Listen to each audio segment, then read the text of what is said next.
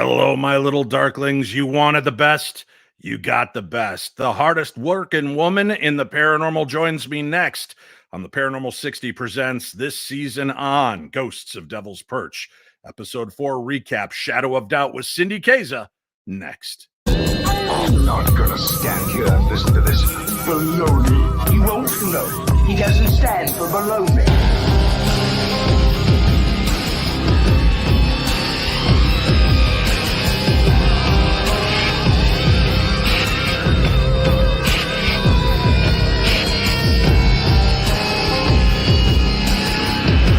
Sounds like a lot of supernatural baloney to me. Supernatural, perhaps. Baloney, perhaps not. Hello, my friends. Welcome to beautiful Butte. This is the view we got to see all of the time. Well, sometimes there was a lot of smoke, and we're going to talk about that and fire around the area. Let me remind you again, new episodes every Sunday. We just hit the halfway point. Episode 4 just aired. That's what we're here to discuss. Ghosts of Devil's Perch only on Travel Channel and Discovery Plus. You can find it every Sunday. And for those of you around the world tuning in and checking out the show, thank you for joining us as well. This is the Paranormal 60. Joining me now, my good friend from the Holzer Files, and now Ghosts of Devil's Perch, ladies and gentlemen, Cindy Kaza. What's up, Dave? Good. Cindy, I'm trying to figure out how to share this on my Facebook page, but I don't know. I think I did it right. You are, I said at the beginning, you are the hardest working woman in the paranormal. Every time I look, you've got classes going on. You've got live performance. Look, I want to just show people a quick taste of this. First of all, you're going to be doing a live gallery reading with the Ghost Brothers. They're going to be doing an event in Savannah, Georgia. And there are tickets available at straightghosting.com.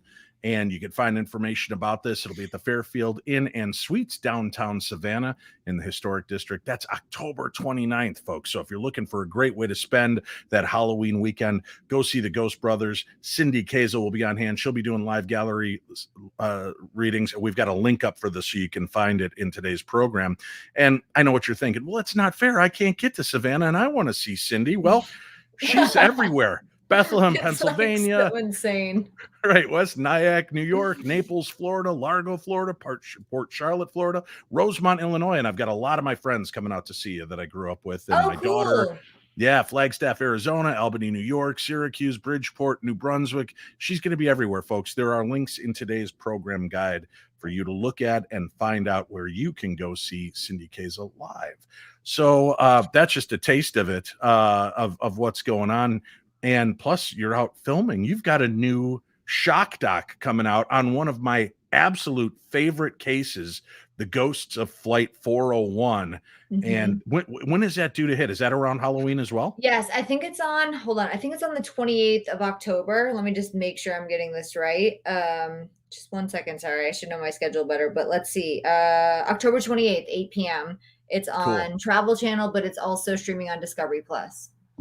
We've got to have you and Steve Shippey on. I need to talk about that case. It is one of my all-time favorite and fascinating cases. As a matter of fact, that was the made-for-TV movie that scared the hell out of me. It was Ernest Borgnine. It was like an ABC movie of the week, and it about this plane crash and how they repart all the pieces from the plane that they could, and a ghost started appearing on all these different flights, kind of warning people. And that's all I'm going to give away about it if you haven't heard about the story before, but it's phenomenal, amazing tale, and it's one of the best documented paranormal cases out there. Steve Shippey, Cindy Kaza, they're going to be going off and looking into the Ghosts of Flight 401 on a brand new shock doc coming out at the end of October. Any other shock docs, any other specials I should know about? I did play a little part in the Robert the Doll shock doc. I just make a little short appearance. So there's one coming out about Robert the Doll, which is interesting. You know, it was funny because I was like, filming this thing and I was like, I can't believe I'm talking to a doll, but I was, I was just, but the whole case is actually really interesting. All of the accounts of what people have experienced being in the presence of this doll, and then the history of the doll and the owner of the doll. And so, that comes out in October as well. So it's all part of Ghostober. I saw Robert the Doll in person, or in doll, I don't know what you say, but he was at TAPSCon in Florida, and he was actually set up at a table near me. So you're supposed to ask Robert's permission. You're supposed to be polite. Right. And I just went up and I started taking pictures, and I'm like, I got nothing weird's happening. On the plane ride home, I open up my phone to look at my pictures. Every picture on my phone was gone.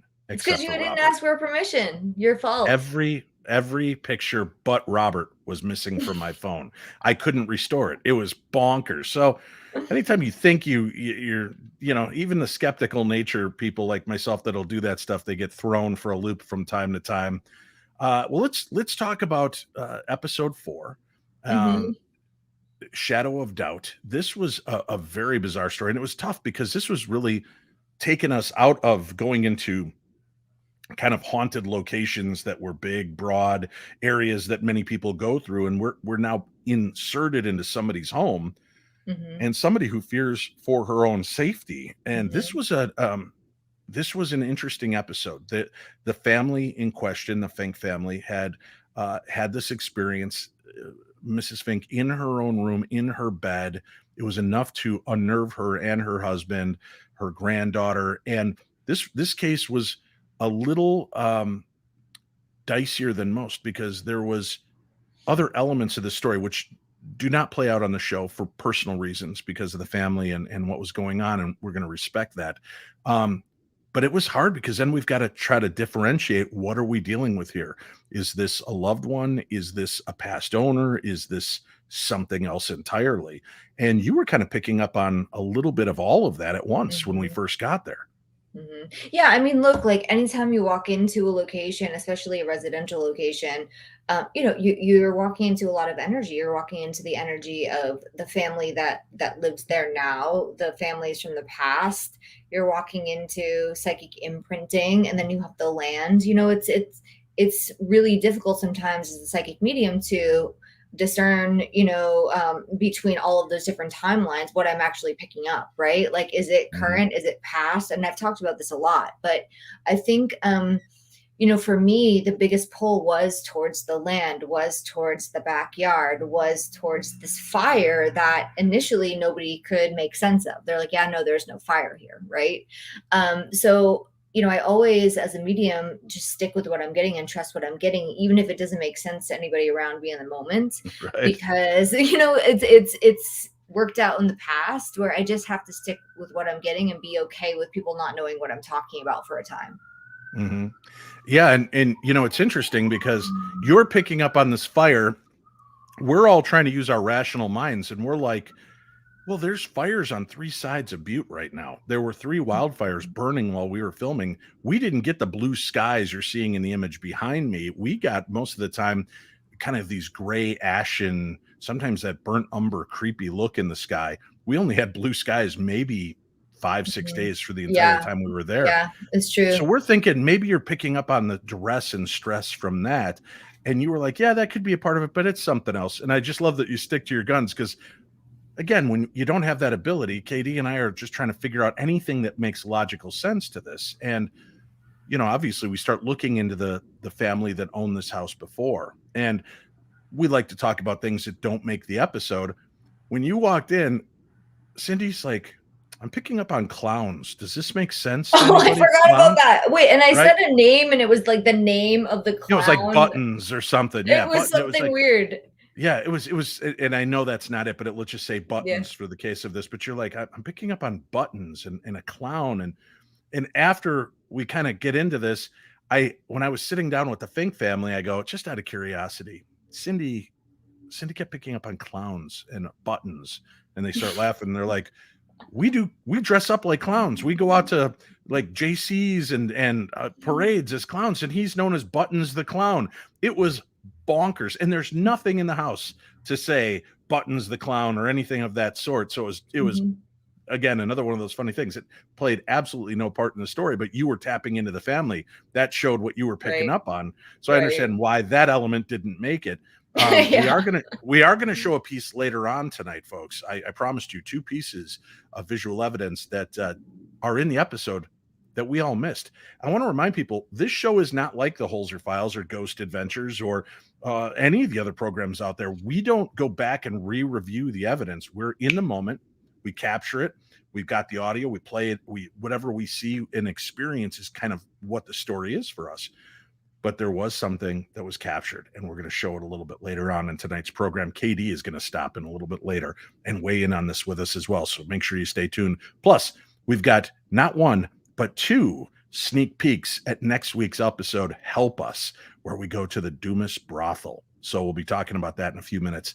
Now, going back to the story, obviously we kind of uncovered the fact that there was a man that used to live there that might not have been the most pleasant human being. Now, again, it was way back in time when men treated women very poorly, and that was just, I mean, they commonplace. Still do today too. Sometimes, right? But it was. I mean, hey, right, but then it was like commonplace. It was just, this is the way of the world. So it was very strange to kind of weed through that. So we're trying to figure, is this ghost attached to that guy that owned this place? And you were sensing that kind of that presence as well, but how do you explain that? Because like the ghost that you were picking up on was obviously a lot more interactive, but there were kind of layers to what was haunting in this home. Would you say that that spirit of the old owner, the guy that was kind of abusive towards his wife, was it truly there, or was it more of like a imprinting, like an after effect? Yeah, an imprinting. Yeah, it's so hard to remember exactly everything I picked up on, because I do remember going in there and picking up on him and feeling the energy of the woman and feeling the energy of the relationship. But to me, it felt a little bit more like psychic imprinting and tapping into the past. I didn't feel that he was the one who was attacking Barb Fink, Mm-hmm. So because I could, sit on the bed and put my feet on the floor of the house and feel the imprinting left behind, right? That's what happens in a lot of these locations. And again, the only way that I can tell the difference between psychic imprinting and intelligent hauntings is from having a lot of experience feeling the subtleties between the energies. And I think maybe even 5 or 6 years ago, it would have been more difficult for me to tell the difference between the two. But at this point, I've done enough investigations where I can feel the subtleties and I can feel the difference. But I don't always get it right. Sometimes it is psychic imprinting, and I think it's intelligent, That is overwhelming. And a lot of people have asked me through this first 4 episodes, in private message, how does this impact Cindy overall? Because we're not just going into one haunted location that we can leave. We're in an entire town steeped in this blood and in this kind of legend and lore of Butte. How impactful and different was going to Butte as opposed to like places we ever visited in Holzer Files? Butte, it's just it's Butte in itself is just probably one of the most powerful places I've ever been into in terms of paranormal activity that I've ever gone to.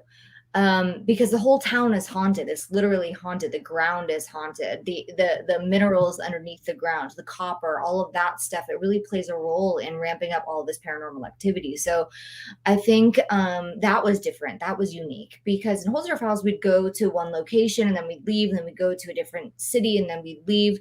So we really had a lot of time to really explore this town and to really feel all of the different energies and things from the past that I've left behind, because there's so much trauma that happened in that town. There are a lot of tragedies that happened in that town.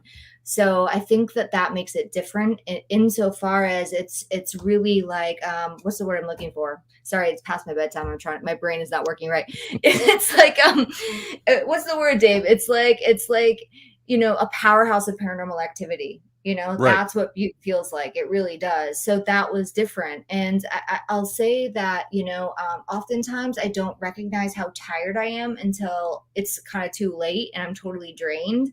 So that's something that I've had to really look at, is like making sure that after an investigation, I'm really getting more rest. I'm taking more time to take care of myself, because over time, I think I just get run down, and then I realize, oh my gosh, I'm totally worn out and I need a long break. So even with my live events, like I was laughing at the beginning because I booked myself like 15 live events in October. And then I'm like, why did I do that? That's insane, Right. But it's just, hey, I love what I do. So, it doesn't feel like work to me, and it only feels like work after I'm like totally run down from doing so many investigations and so many live shows, but I love it so much. Now, a lot of people are interested in the female spirit and presence that we picked up on in the house that we didn't go too much into on the program. And we talked about, and I felt that again was twofold. One, it was the owner, past owner, and his wife, that kind of impression that we were picking up on, that might be the woman that they sense or see go through the house from time to time. They also suffered a family loss within a year of the time we were there filming. And we'll talk about something they did not show on the episode later regarding how we helped the family, because a lot of people were asking, oh my God, did they get to go back to their house?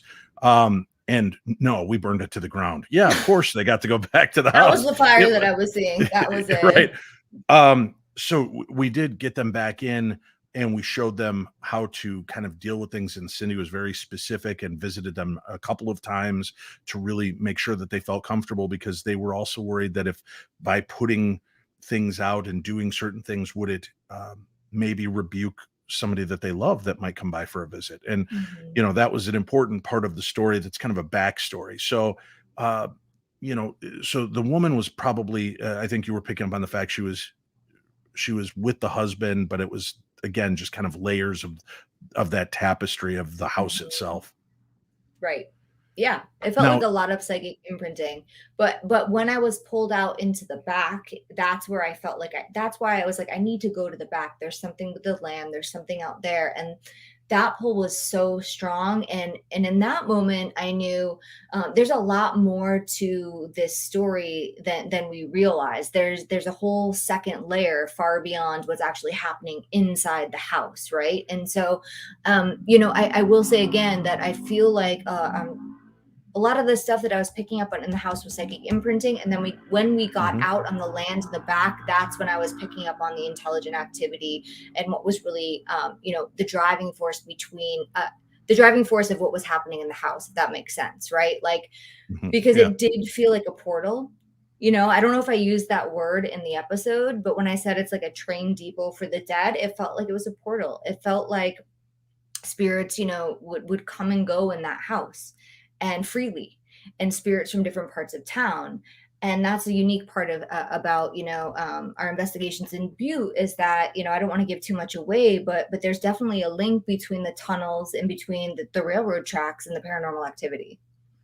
Right and that traverses the entire community. And we talk about the fact that you've got these train tracks, you've got 10,000 miles of underground tunnels, underground water, all of these mineral deposits, copper that works almost like a giant radio antenna throughout town, also carries, it can carry energy. Like, that's why they use it in phone cabling and radios, because copper is very conductive that way. So we were kind of in touch. This was like a giant spider web, kind of looking at it from a different perspective, and whatever's down in those mines, whatever this force is like the Black Widow.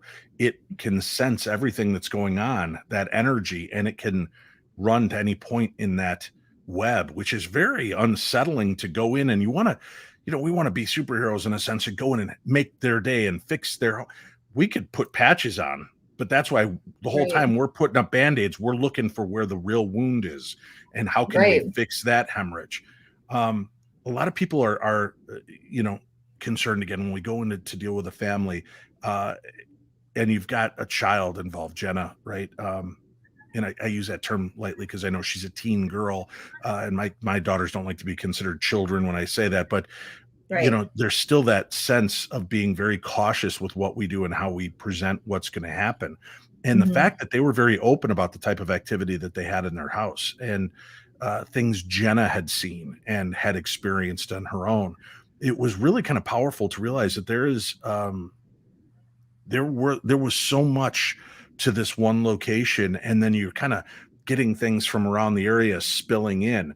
When we started unfolding this map of mystery here and realized that the train tracks are right behind, and suddenly Fisk kind of delivers, oh yeah, listen, there was a huge fire in Butte, and this train and engineer were flying their way down here, and he wanted to make sure that he could get everybody here safely, and he was flying and he was doing his best, and just miscalculated and ended up jumping the track. He lost his life in this very tragic, sad case. And then the fire that made such an impact on you. I mean, you hear that you weren't willing to accept that it was the fires that were burning around us Yeah, at the no, it time, was but different. right, you could sense. What is that like to you? I mean, when it hits that dead on the nail for you to, yeah, that is definitely the fire I'm picking up on. Well, a lot of times it's a relief. I'm like, oh, I'm not crazy. Like even after all of these Right. years, I'm like, I really think that this is what I'm feeling. I know that this is what I'm seeing, and so I'm like, oh, yes, finally, like somebody figured it out because I don't always understand what I'm seeing. And I'll say that, like, I don't quite understand yet. So it's exciting for me when it lands because then I feel like we have another piece of the puzzle that we can use to try to figure out what's going on in this town.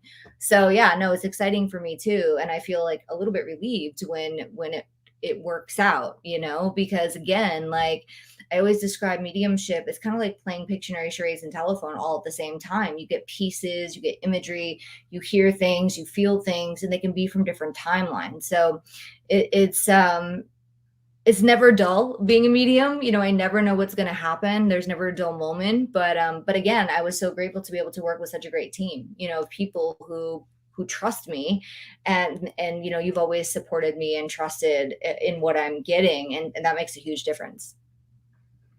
Karen Fry has an interesting point. She goes, Dave, when you and KD were listening to the ghost box, but couldn't understand what was coming through, to me, it sounded like a train wreck. Thoughts? You may recognize me more as Ubu. Oh, very cool, Ubu. Yeah, thank you so much for popping on. That is interesting. I also had somebody contact me this week that worked in the train industry, and he swears that he hears a train whistle during a few of our EVP sessions with the spirit box. And he goes, I know that sound. I know it anywhere. There's a going on when you guys are doing what you're doing. So those spirit box sessions, the EVPs that we're getting, it was so powerful throughout Butte. I was getting by far some of the best EVP I've ever collected at any location.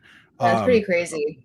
Yeah. And there was just no doubt. And again, I think it's because we're not dealing with a spirit. We're dealing with a much bigger element here, a much bigger pocket of energy without giving too much away as we continue to unfold the story. So there's so much to this. And when so many voices are rising up, I think they feed off that energy as well, right? I mean, we hear about these overlord ghosts that seem to kind of hold ghosts in place or spirits in place. But I wonder if it's more that they hold together because they're stronger together than they are as individual, wraiths in a home. Well, right. And also think that, the energy, is really strong when a trauma occurs or when a tragedy occurs. I feel like it holds a stronger psychic imprint or it creates a stronger intelligent spirit because there's a lot of energy, emotion, unfinished business behind that. So when you have all of these tragedies that have occurred and all of these spirits that have gone through a lot of really difficult stuff, it just creates the perfect storm. One of the other listeners here, Special Power, says, I was just asking about copper the other day because I have a copper system on my pool and home. When submerged in copper water, the spirits are right up in my face. Well, that will give you that'll give you a good perspective of what we were dealing with all throughout Butte. It was that intense. And you've got that huge water reservoir and it's tainted water, not. Oh, I forgot about that. The acid lake, right? The acid baths. Yeah, I totally forgot about that.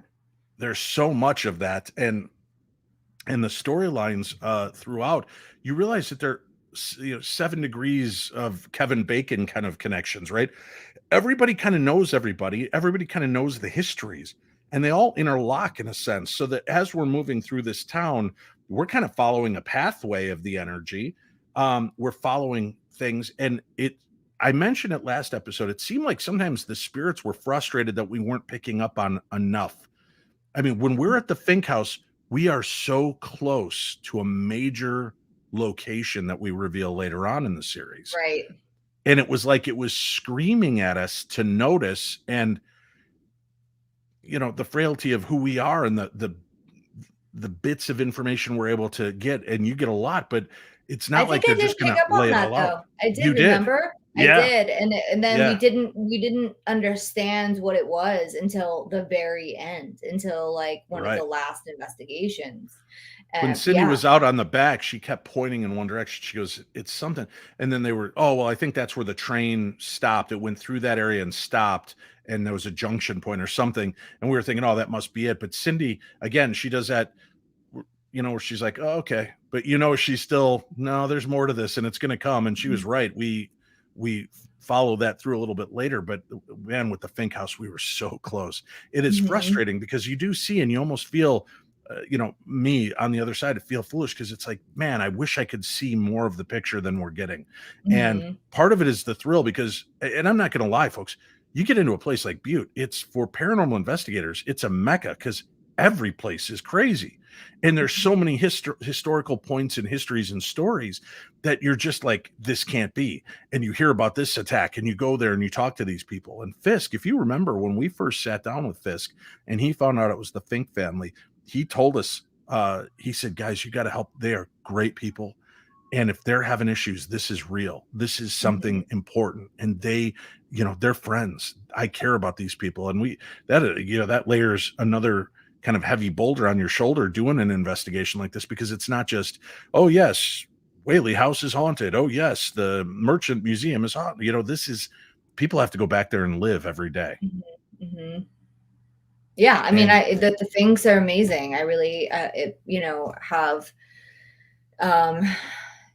I have a lot of compassion for the Finks because they've been through a lot, and then to have their home, be attacked by a spirit is just like, it's so intense considering all of the things that they've been through. And so I'm really grateful to have met them, and yeah. I think that we did help them, and I'm really happy that we were able to do that. Yeah. Mary has an interesting question. Hi to you both. Question for Cindy. Do you ever try to energetically clear an imprinted memory in a Mhm. location? I've often wondered about that because to get to the focal point, do you have to kind of sweep away the stuff that doesn't matter? I mean, help clear it, break it up, whatever it is? I've never tried to clear an energetic imprint or a psychic imprint. That's a really good question. I guess I just kind of operate under the idea that it's a piece of history and it's just there, and I'm able to Hmm. tap into it. But it's something to think about. I think that when people go in and do house clearings aren't really my thing. I mean, I know the basics, I know how to do some things, but if a house really needed a big clearing, I would call in somebody that specializes in that. I always tell my students, you don't have to be good at everything. Just like Right. know what your Right. strengths are, and that's okay. So I'm assuming that if you called in the right person, they would be able to clear out the some of that energy, or the intensity of the energy, but you can't wipe out history. So I also think that there would always be a piece of that history that would remain there that a psychic should be able to pick up on. Right. And Cindy, you're working it like a radio, right? I mean, there's all the frequencies going on at once. You're just fine tuning to get to the frequency you need to focus on and kind of clear away the other nonsense and noise, right? Well, I mean, it's like this, Dave. It's like I go in and I just allow whatever happens to happen. And when I'm tapping into something where it starts to really like become more intense, where again, I'm just going to use the example of I'm pulled outside. I need to go outside because that's where I was being pulled. Then when I got out there, I was able to really go deeper into why I was being pulled outside, right? And then the Hmm. second time we went out there, when I went out with KD, it unfolded even more. So it's not like necessarily I'm wiping away things that aren't important. It's just more that I let whatever comes through come through, and then I try to go with where I'm pulled the most and let it unfold. Does that make sense? Right. Right. Yeah. Android asks, um, that crash seemed at least a couple miles from the house. How and why do you both believe the train conductor spirit went to that house? Was it because of the copper veins? Well, we talked about the train tracks themselves working as a conductive port, almost like a transport. Mhm. Um, I, if I remember, it was because of this kind of psychic scarring that was already in this house, and it was Well, kind of, and Dave, and yeah, if we fast forward without giving too much away, right. where did we wind up in the end? Right.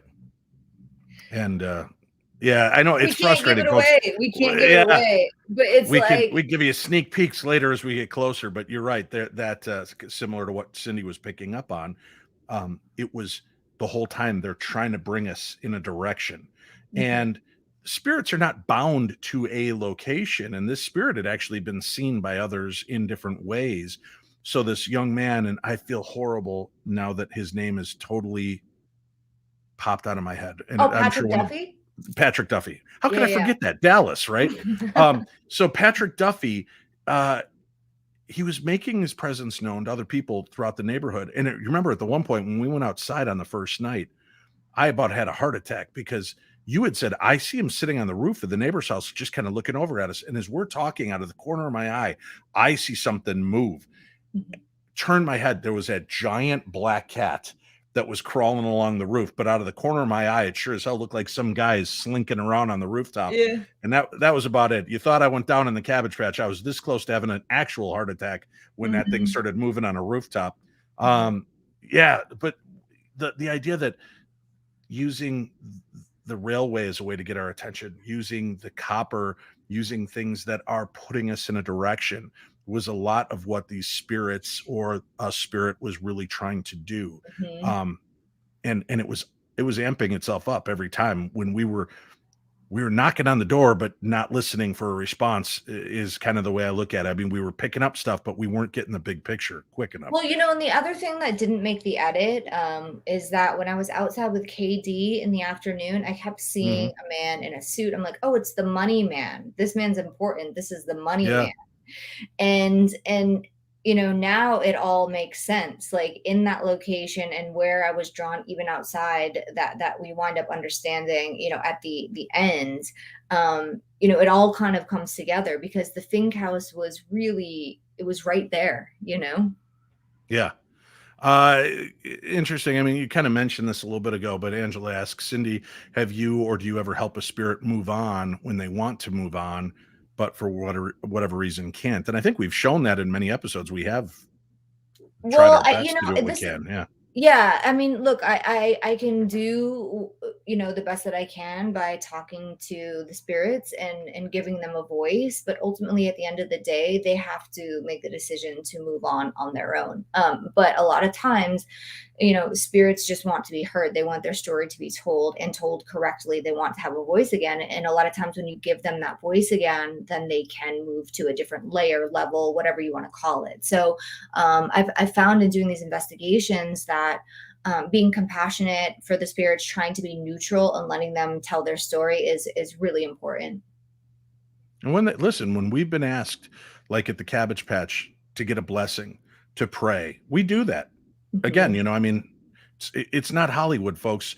A light door doesn't slide open in the sky and you start seeing these spirits go up into the hole. It's not like that. But if this is what they ask for, this is what we do. And we try to show that same respect in every location and Mhm. acknowledge. And we do. And again, it doesn't make every episode, but we acknowledge the spirits. When we went out to the train track, we went out to bring Patrick Duffy to us, bring us back to the point of these moments and try to rationalize and hey, this isn't your fault. This accident wasn't you don't have to stress about it. Nobody holds you responsible. And they got there. The Mhm. fire was taken care of. And so we try to ease and appease the spirits as best we can, Mhm. Yeah, just season by 2, addressing them. the season 2, I'm bringing this one with me to help, cross the spirits into the light. Why wouldn't you Well, wanna go? Why wouldn't look at that cute face. I think, Cindy, that leads us to a point. I promised to show one piece of evidence that we missed. We felt stalked, almost haunted at the Fink house, like something was around us. And I honestly believe if you're going to bring your dog, maybe it would have helped us with this because we actually caught a photograph of one of the things that was stalking us throughout the entire investigation. Oh my god. That cat was so great. Oh my Yeah, god, I this love cat that was cat. just felt like it owned the town, folks. It was in our RV. It was hanging out with us. It'd be there one minute, gone the next. And you never knew where it was going to show up. Gorgeous cat, but it definitely gave you the Yeah. sense. We're in the middle of filming a scene, and all of a sudden it's there batting at my hand while I'm talking to Cindy. And, you're trying to just go with what you're talking about. The cat's wanting to wrestle with you. Yeah. So it's kind of funny. I'm sure there was a lot of mistakes that we had to redo because they couldn't deal with it because I'm batting at the cat, or the cat kept popping up behind me and messing with my head. So yeah, bring your dog. Season 2, we'll bring in the extra help.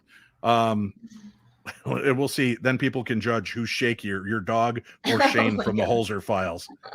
All right. Let's see. We do have to do a quick break, but before we do that, let's give the audience a sneak peek, a little teaser for our next episode at the Dumas Brothel. The episode is called Help Us. I would like to call on the spirit of Molly Quinn. Molly, are you here with us? Oh, I just got really cold. Yeah, you can definitely feel that there's a temperature drop over here. Molly, the night that Rosemary was here, was that your energy that tried to push her out of this room? Stay by me, please. Something is definitely moving around back there.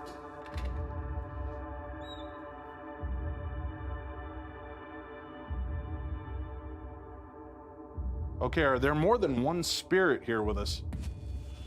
We're getting hit again. Are you upset that we're here?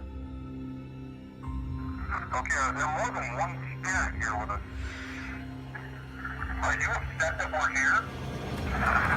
Yes.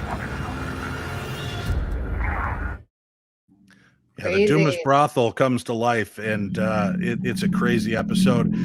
We're going to take a quick break. When we come back, KD Stafford joins the fray. We'll take some more of your questions. Please keep them on topic for this episode. As much as we'd like to answer questions about all of your other paranormal experiences, folks, we're here for the recap episode. We will talk more about this and give you more hints and tips to what to expect in the next episode. And we have another coming attraction for that a little later on in the program. Urbanz Edge Tattoo Aftercare is the first ethically sourced, all-natural, vegan, and organic tattoo care line on the market. All of our products are formulated by leading experts in the skincare industry and are developed especially to nourish, enhance, and preserve your tattoos. Our tattoo enhancing balms are non-greasy and the perfect consistency for daily use.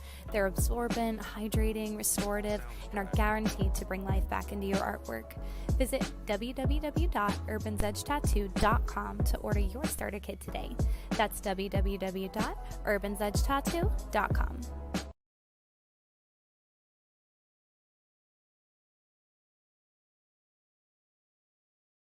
Hey, it's Chris Jericho here, just reminding you about the 4-leaf clover. Chris Jericho's Rock and Wrestling Rager at Sea, the 4th voyage, leaving February 2nd from Miami to Great Stirrup Key, our very own private island. This is going to be the biggest and best Jericho cruise ever, with the biggest lineup, the most fun. I guarantee it. Come join us for the vacation and the party of a lifetime. ChrisJerichoCruise.com. Cabin's still available. I want to see you there.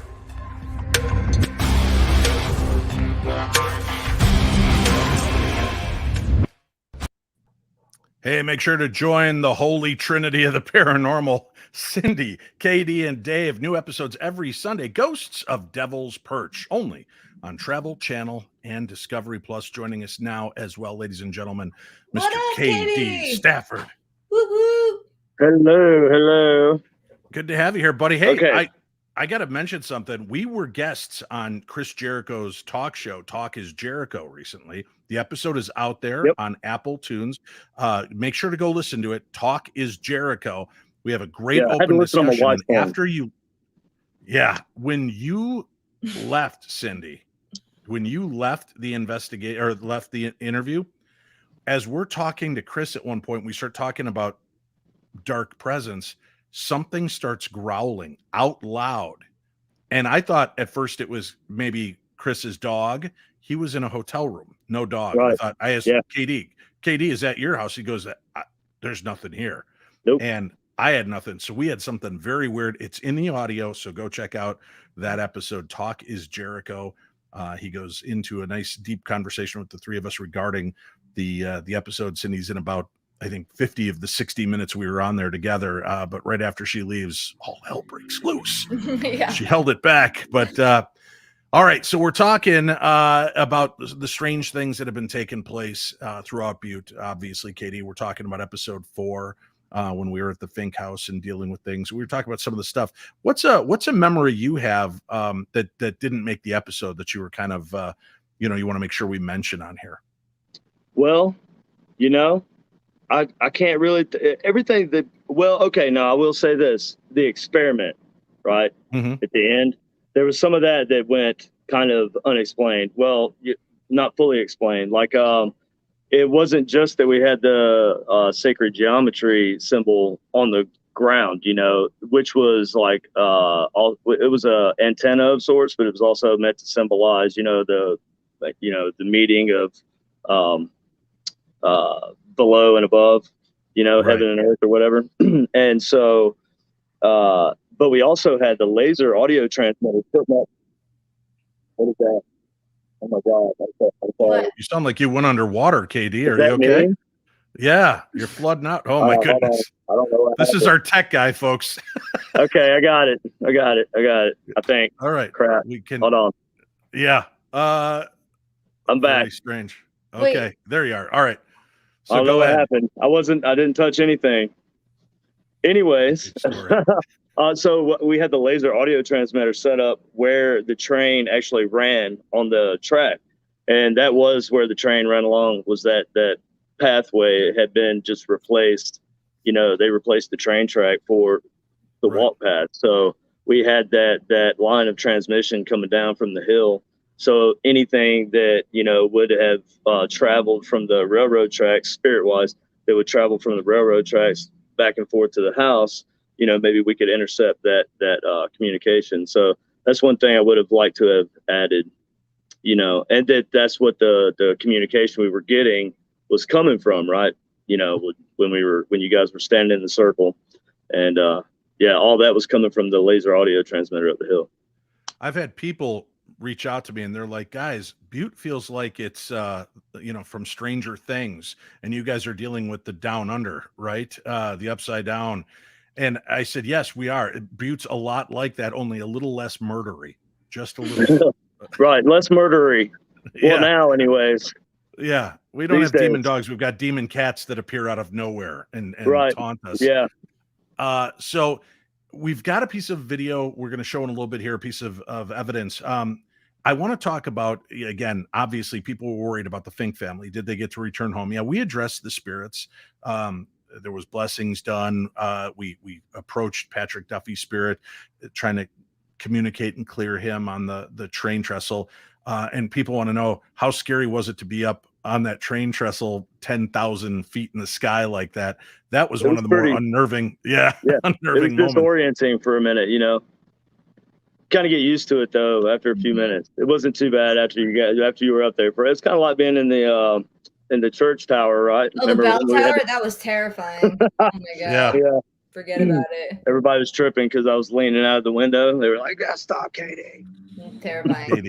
Katie's way too brave for his own good. So it's been said. We've got all of this activity taking place. The Finks obviously are able to return back home. And one thing was, they're like, and I remember the directors and producers said to Cindy, all right, well, here, you said that they should salt around the property. Go ahead and salt it for them, Cindy. And you're like, oh no, that's not how this is done. So kind of explain to them. We were teaching them about many different ways to help protect themselves. But why was it important for the Fink family to salt this property and not you? Yeah, I mean, they have to salt their own, property. They have to be involved in the process of setting up boundaries with the spirit world. Because if I go in and just do it myself, they're not involved in that process. They're not setting the intention. So it was really important that they participated in that. And I think it worked. I mean, I don't think that they've had activity there since we've left. So yeah. Right. Well, from my understanding, they haven't had activity that is bothersome. Right. They always had a kind of a nice little house spirit. Yeah. And they were very clear about that. They didn't want to spook out the house ghost or a family member that came by to visit. And you were talking about the importance of intention, and setting that forth. Can you explain that a little bit more to people? I mean, how does intention, in your understanding, work as a gateway to keep out not so good ghosts and allow in spirits that you're okay with? I mean, look, it's not a guarantee. Intention's not a guarantee that that is going to work. It's just good to be intentional. It's good to, try to put yourself in the right energetic space, because our energy and how we present ourselves in the world impacts how we receive the spirit world. So, I mean, I can't say for sure that your intention, and I would say it's not likely that just having a good intention is always going to protect you from things that you don't want to experience. But I think that it's a good starting point. And I think that, for example, when I go into an investigation, I have to be intentional and set an intention with the spirit world. Like, I need to pick up on the information that we need for this case. Please help me. Because otherwise, again, like we've said a million times, I can be picking up on anything, any timeline in history, and the lands and all of the things. So, yeah, I mean, being intentional is important. Well, then you're taking yourself out of that place of fear as well. You don't want to dwell in that place. You want to elevate. We talk about changing your vibration. That is an important element. And if you have a feeling of more control and you're putting out positive, you're not allowing these things to have the same impact or effect on you. And it's letting those spirits that might wish you, not well, to move on. Yeah. KD, speaking of spirits and sensing things, Mr. Purity asks, hey, KD, why did you sketch that figure? Do you have some kind of mediumistic abilities as well? Yes. Well, Cindy opened my mind and introduced me to what would you call it, Cindy? Like spirit like medium art. Spirit drawings, channeled art. Right. So I just I kind of come up with my own little thing that I do, and I sit with a ghost box and just ask questions and just draw whatever comes into my head. And that was like that was actually the first time I tried it like that, just the way I just described it. So it came out pretty well. I mean, it kind of pretty much summed up what would you say, Cindy, the figure, the dark figure, right? I think so. Totally. Yeah. So, but that wasn't the first time he had drawn something eerily accurate. That's right. The train. The train. Yeah. Train and the drawing of the cowboy Van Zandt. Yeah. The guy with the handlebar mustache you were drawing, but we didn't know how that played into the story until much later and found that out. So it is cool. You were definitely starting, and you said you do a lot of drawing and kind of just going off of what comes to you, and that's what Cindy does so elegantly, and a lot of the stuff she knocks out for the shows, and it's eerie. As a matter of fact, kind of going off topic, Cindy, you had one of those images that you bring with to your public appearances and such. It's like it's almost telling a story throughout the entire picture. Oh, remember, it was one of the faces, and there was just I wish I could remember it now. I know I've got a picture of it. I'll have to put it up in another episode and talk about it. I just drew a really crazy new one. Do you want to see it? Wait, hold on. Yeah, of course. Wait, can you see this guy? Oh, bro, I see like a headdress thing. You know what I mean? But also like it's a somebody's troll spirit face. guide. Yeah. That's probably mine.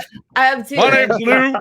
I got this guy. Yeah. Oh, no, it's fun. Nice. I mean, it's really fun. Yeah. Yeah. No, it is. Yeah. You taught me a lot, Cindy. Cindy's good. She can teach you how to do. Yeah, we do have a link up. I want to mention real quickly. Cindy's got classes coming up. She's got 2 this weekend, and one of them is spirit art, right? Or is it automatic writing? Yep, I do. Okay. I'm teaching automatic writing on Saturday from 11 to 2 Pacific. And then on Sunday, I'm teaching a mediumship workshop for beginners. So that's like for anybody that's interested in kind of seeing what their skill level is or just doing some exercises. It's for all levels, really, but it's really great for people that are beginners or people that are just curious.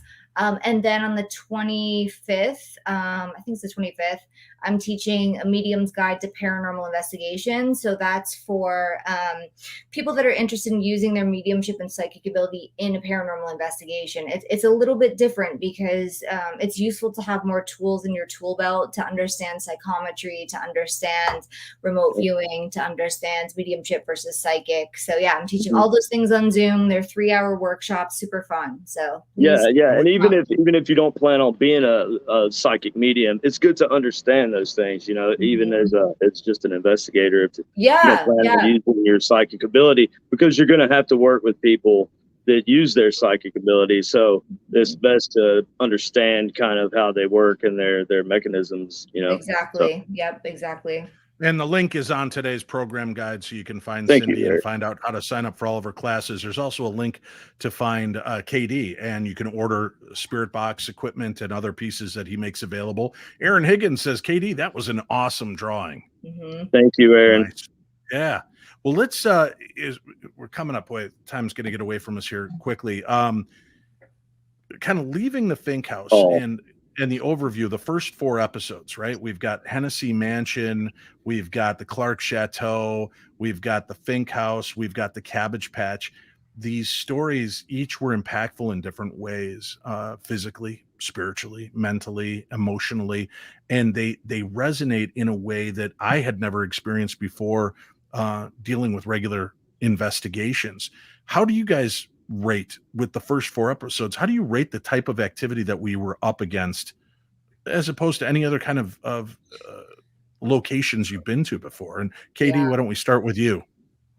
Well, it was really consistent, consistent and steady, and it seemed to ramp up the entire time. Whereas normally you'll get just random spikes every once in a while. You'll have something happen. And even across the town, but very much like Morgan City, this was just a steady increase and like a concentration of like spiritual activity. So yeah, it was unique in that way. Mm-hmm. Cindy, what about you? How does this compare to other investigations you've done on TV and in person? I mean, the EVPs were crazy. So I always I see things in my head, I can feel things, but when I hear an EVP that's just so crystal clear, that's terrifying for me. It's like, wow, this is crazy, because usually when I go to a location, it doesn't matter if you guys aren't picking up on stuff. I, as a medium or a psychic, can tap into something. So what I found throughout this entire, series, and especially the first 4 episodes, is that, we were really working together. Like, I was being validated by you guys, and you guys are being validated by me with your, through the electronics. So that was really special. You know what? I want to change my answer. I want to change my answer to her answer. I like hers better. No, yours was good too. I second yours. No, yours was better. We'll just share answers. Okay. With this, you can definitely. I felt like something was toying with us more than I've ever felt at any other location, because it was almost smoke and mirrors. It felt like, in one sense, we're kind of being directed over here when there's something over here that's wanting to be noticed or avoided. And it's weird how these things kind of moved. It reminded me of like the case we did with Holzer Files with Ocean-Born Mary. How many parts were at play, Cindy? And you think you're getting settled in, you think you're getting an understanding, and something breaks and sends you down a totally different avenue. That was unnerving to me, because I we all have our arrogance to a sense of, I want to feel like I'm accomplishing something. And when all of a sudden everything you think you knew was just the tip of the iceberg, it's really unsettling. Mm-hmm. I mean, for me, it's exciting, because it's like, oh wow, we just, figured out a whole other piece. We get to go down this other, road, and it's amazing to be able to work with people who support that, detour, because it's very easy to be kind of, on one track and not be open to moving, but being open to allowing things to unfold the way that they're unfolding is so important, because that's where you find, I call it the golden nuggets of evidence that really tell the story. People often ask, why don't you ever let one of us come in? Why don't you bring in somebody else to an investigation? Well, you talked about EVP a second ago and how powerful it was. This next episode might give people an insight as to why we don't normally involve other people into an investigation. Rosemary was an experiencer. She had a very unpleasant thing occur when she was there, and we decided to bring her back in to see if we could quell her fears and let her feel more grounded again, and use her as a sense of a trigger object with her permission and the permission of her husband, and give you a little taste of what you can expect. And when we come back, we'll show some of the evidence I promised from episode 4. This is episode 5, Help Us. Next on Ghosts of Devil's Perch. There's 20-year history of something dark inside of that brothel. There's something down here with us? There's a man who has a massive temper.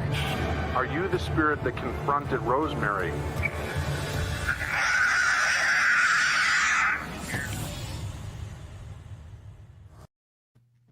That's why we don't always bring somebody back in. The poor Rosemary, my heart broke for her when we filmed that episode because it took a lot to get her back in there, and the spirits were definitely back to let you know that they were in force. So the Dumas Brothel, and I've got a couple of interesting pictures from that. We've got, of course, this fine picture. Sorry, I don't mean to block you, Cindy. But oh no, we've got this cool shot from inside the Dumas Brothel. Of course, G stance there. Yeah, the famous post box out in front of it. And for those of you that are going to be moving around Butte, if you see this license plate and that RV, avoid it at all costs. That's all I'm going to tell you. Don't go in it. You may not come out of it alive. All right, we've got to talk about something. And you know, for years doing Holzer files, people would send, I think you missed this, and they would send me a piece of evidence that they videotaped off their TV screen. And you know, for one, like the USS Constellation, when Shane was in the basement and he moved and something on the ground seemed to be blinking at you. And, you know, we had to explain to him, no, we didn't miss it. That was a piece of debris. And when Shane moved, the IR light cannon hit it and it was trying to focus on it. And then when it realized it was nothing, it pulled back the focus to brighten up the rest of the room. So we're always open, and we're not trying to discourage viewers from watching for cool evidence. People will often send me pictures of orbs and, you guys missed these orbs. We didn't miss them. We were in a dirty, dusty basement, and you're going to get dust that's going to float through the pictures from time to time, or bugs. And, you know, when we're outside by the train tracks and things are flying by us, we have to assume they're bugs, especially if nothing else is happening in conjunction with it. With that said, there was something very fascinating that happened in this last episode. And I had a few of the viewers actually captured it on video, sent it over to me. I took a look at it. Let's review the moment Cindy was sitting on the bed and the closet door swings open. This is what actually aired on the TV program. Patrick was trying to get Barb's attention. He's not in a good space on the other side. He is, and I wonder, what the hell? What the hell?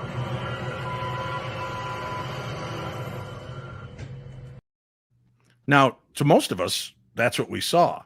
It was a quick motion, and there was a trailer that had played the week before that's a little bit longer and more extended clip from that scene, and people were going bonkers. Dave, something moved in the closet. And I'm like, nothing moved in the closet. Cindy sticks her head in there. There's nothing in the closet. And they're like, something moved in the closet. And I was like, all right, let's take a look. And I actually went and got the raw footage from that moment. And we've got it lightened up so you can see better inside the closet. And I'm going to show you then a close-up, because there was something freaky in that freaking closet. Here we go. Oh, you see it briefly. Something moves. And what's crazy is from where that is, it's about this deep up against the wall. So there's no room in there. The closet is like as wide as the door space, you know, the door frame. Right. And you think, because I got double there so sliding quickly. the door slides into the other side of the door, right? So it stacks up on itself. So it's not like pocket doors or anything like that. Well, yeah, and I got there so I mean, yeah, go ahead, that's Cindy. weird, man. No, it's fine. It's fine. It's just, you know, I got there so quickly and I was so close to the closet that you would think that I would have heard something. Like if somebody was in there, you would have heard it. There's no way, right? So it's pretty crazy. And here's what's really scary. A lot of people that sent me this clip said, Dave, there's a face in the closet. There's a face that comes out of the darkness and disappears. And I'm like, what? So I actually took my camera and videotaped close up to it. And what's even freakier to me, let's review the story that brought us there.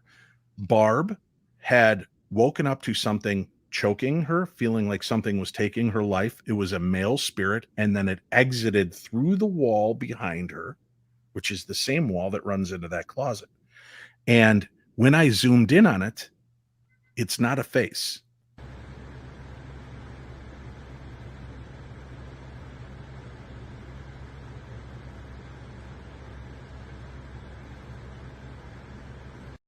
Then It's a hand as That's that a hand. dark goes backwards into that same wall. but it looks like long spindly fingers or something. Oh, yeah. Like with webs or something in between. That's weird looking.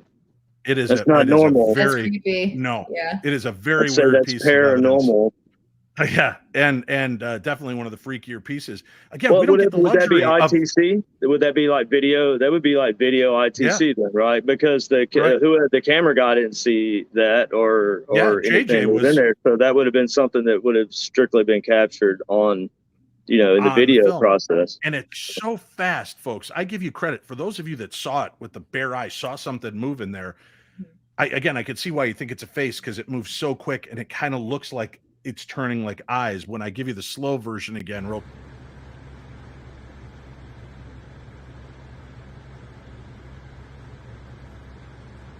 Okay, see, can that's what I'm see saying. the It looks hand. like two like spikes or something on the back of his hand, It's or I don't know. unnerving. It's weird looking. Good eye. Keep it watching, guys. Enjoy the show. Thank you for being a part of our world and supporting this program. Thank you for watching. And all I can do is make sure that I'll just keep reminding you, if you like shows like this or any of your favorite shows, watch them in that first 24 to 48 hours because you are making a difference. We're getting great ratings, great viewership, and we thank you for that because that does make all the difference in the world for the programs that we do. And it shows us that you love it and you're watching it and you respect what we do and respect what we're putting out for you to view. There's a lot more story to come, folks. We are only halfway through the season and you haven't even seen the weirdest stuff yet. So make sure you keep tuning in every Sunday night and enjoy the program. KD, go ahead. You had something to share. No, I'm good. You were doing this. I was being your hype man. I like it. Hand gestures. We've got a link up again. KD, you'll sell spirit boxes, ink boxes, things that you can make for people that they see. All they have to do is go to your website, contact you through the website, correct? That's right. You can pick up one of these bad boys. Yeah. $100 right now, rest of the season. Very cool. And Cindy, you've got classes. You've got a live gallery session with the Ghost Brothers in October on the 29th in Savannah, Georgia. Mm-hmm. You've got Savannah. Savannah's great. Yeah, me too. Savannah's amazing. You're going to be traveling all over. Let's just throw that up again for people to see. Again, the Ghost Brothers, Savannah, October 29th. And then you're going to be all over doing your live events. And I'll tell you, I know you've made it big. Why did I do that to myself? Man. But I'm excited. But that's you're wow. You're insane. Can't keep up with Cindy, man. I keep getting alerts from StubHub and SeatGeek that tickets are now available for Cindy Kaza at $185. No, people are not for very long either. No, they're not $185. They're people are scalping your tickets. Oh, I'm saying you can I get still got those bagels, man. I've still got your bagels. I'm gonna auction them off on eBay. That was Dave's idea. I'm doing it. What bagels? Remember when we had breakfast that day? Yeah. We made the joke. Wait, you know what's really sucks that I'm scalpers joking. are I doing still have the bagels. Did you really see $185? Are you serious? Yeah, one of the tickets was $185 to, I think it was in Rhode Island at one of the places you're doing it. But yes, I knew you made it when I saw that. People are scalping tickets anywhere from $95 up to $185. That's some BS. That makes me so mad because my tickets go buy the tickets. No, people go to my website to buy tickets. Right. Do not just Google it. Go to my website or go to the club websites because otherwise you're gonna see scalpers and don't do it. So go to my website, Right. make sure you're diligent because tickets are between $20 and like $50, depending on where people are going. So yes. And that's why I wanted to point it out because there are a lot of scams out there and I'm getting alerts left and right because I use those two ticket deals to try to find last minute tickets. But that's so messed up. Yeah, it's crazy. But check it out. She is going to be all over. Go get a chance to see her. You're going to worth every dime of $185. So that's right. Well, I appreciate that, but I don't want people getting screwed over. You know what I mean? Right. No, I get it. I get it. And remember, there's a brand new episode coming out every Sunday. You can check it out on Discovery Plus and Travel Channel. It is Ghosts of Devil's Perch, and we'll be back again tomorrow, this Friday, with a brand new episode of Paranormal News with the Paranormal News crew. And I'll be back Tuesday next week, where I'm going to have a very special guest that will join me for the episode. KD is going to come back for our reveal next week. But let me see. I think I've got a picture of this handsome fella. Yeah, Chris Cagle is going to join us. Chris works behind the scenes on the program, and we'll be sharing some insights. We like to bring you the perspective of cast and crew alike and what it's like to work on these paranormal programs. Chris will be there. And do me a favor, if you do decide you're going to go on out to Butte, Montana, make sure that you check out Spooks and Spirits and support our buddy Chris Fisk, because he is doing the tours, and I've got some cool, exciting news. I will be in Butte, Montana on October 6th through the 10th. I will be there for the season finale. Keep following me for more information. If you would like to come watch the season finale with me, be a part of a Q&A, and I'll be doing the tours that weekend with Chris Fisk, and who knows, we might even sneak in a ghost hunter too. So keep checking out at paranormal60.com on the events page, and keep watching this show for more insights, more updates, and more ways for you to be a part of the program with us. Thanks again for tuning in. I'm Dave Schrader, and this is the Paranormal 60.